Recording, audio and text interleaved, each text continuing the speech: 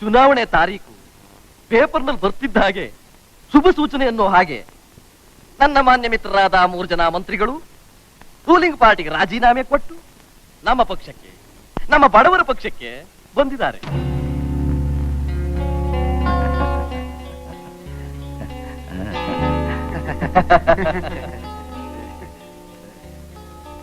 ನಿಜ ಹೇಳಬೇಕು ಅಂದ್ರೆ ಈಗಿನ ಆಡಳಿತ ಪಕ್ಷದ ಮುಖ್ಯಮಂತ್ರಿನ ಆ ಪದವಿಲಿ ಕೂರಿಸೋದಕ್ಕೋಸ್ಕರ ಈ ನಮ್ಮ ಪಡಕಿ, ಜೋಶಿ, ಚಲಂ ಅದೆಷ್ಟೋ ಶ್ರಮ ಪಟ್ರು.